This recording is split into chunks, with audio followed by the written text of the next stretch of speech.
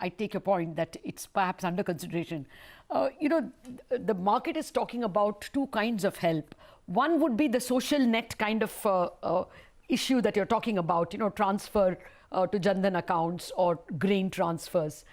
There is also a need for industry that has been severely impacted, say payroll support for all the contact services, airlines, restaurants, hospitality, a whole host of services, and India is really a service economy.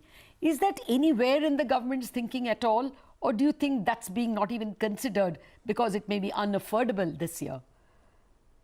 So, Lata, here we must again look at the numbers. If you look at the trade, hotels, transport, and other allied sectors, after having declined significantly in the first 3 quarters, the decline in the last quarter was 2.3%.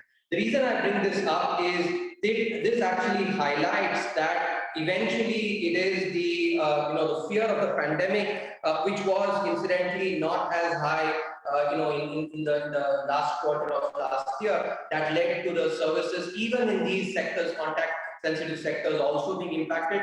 Therefore, the vaccination program and the progress of that is incredibly important for this sector to pick up, because as you've been seeing in the numbers itself, as the fear of the pandemic declined, these sectors picked up significantly. So I think while some temporary help may possibly be useful and is being thought about, I think eventually what will really give vitality back to this sector is the fear of the pandemic receding, which again emphasizes the vaccination program and accelerating the pace of that, because it is the fear of the pandemic that is eventually going to affect the fundamentals of the sector. So if I could just ask one quick follow-up question on, you said that, temporary help is being considered. What we saw the last time around was that the timing of the relief measures was also linked to the reopening. Would it be fair to assume that that is exactly what we're going to see happen this time around? There is no national lockdown, but various states are in, looking at a phased unlock, so to speak, or at least an easing of the current state of restrictions. So would it be fair to assume that once again the timing of any relief measures will be linked to a larger reopening of the economy? I think that's a good point, Sherin, because last time around as well, when the economy remained under restrictions, at that time, accelerating or support wouldn't have really made much of a difference. As I had mentioned previously as well, if the brakes are slammed on the car, at that time pushing on the accelerator only wastes fuel. But as we did around the last time, once the lockdowns or the restrictions are actually eased, that might be the time to sort of think about some of this.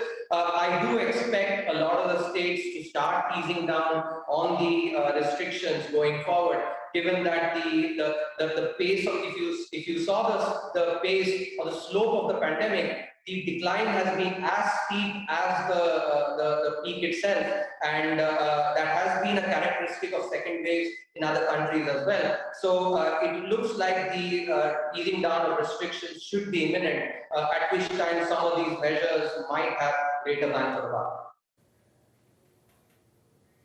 Okay, so we could see measures, if at all, announced by the government coinciding with the reopening, larger reopening. You talked about cars and you talked about fuel. So I have to ask you this. I mean, is that not a concern? I mean, forget the fact that the government at this point in time has not been able to provide any income support. Whether you will or not is a question mark at this point in time. But look at where fuel prices are, Mr. Subramanian. Over a 4 rupee per month hike that we've seen on diesel, and similarly as far as petrol is concerned. Does this not worry you? Actually, if you're asking this question in the context of inflation, and the fact that fuel prices eventually contribute to inflation, I think the factor that has worried me far more on the inflation front has been food prices. which we have seen, easing over the up until March. I would want to wait and watch on the, what is the impact of some of the restrictions that have been imposed around the second wave, any supply side factors. That said, I think one has to acknowledge that there is always a trade-off involved, in both in terms of the impact on inflation versus some of the other, fiscal considerations. Do remember that eventually the fiscal math is also required for the, for any additional support that is required as well. So, economists have two hands, and policymakers therefore also have to have two hands. Oh, of course, and no one's taking away from the fiscal math at all, Dr. Subramanian. But still, do you know the price in Bombay? It's 100 rupees 40 paise for a litre of petrol. Even in 2008, when crude prices had gone to $150, we were paying only 2 digits. 3 digits, sir. Just the impact on someone who's got a second-hand motorcycle or a moped. There is a humanitarian angle there. Is the government thinking about it?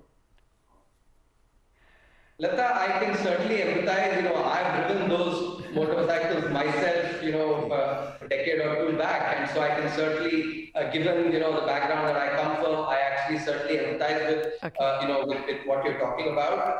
As I mentioned, these are all under consideration. But policy making has to be looked at from a holistic perspective by taking into account all the necessary factors. Of course.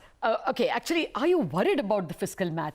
When you all first came with the budget and estimated a 16.7% growth in tax revenue receipts, many of us thought it was conservative.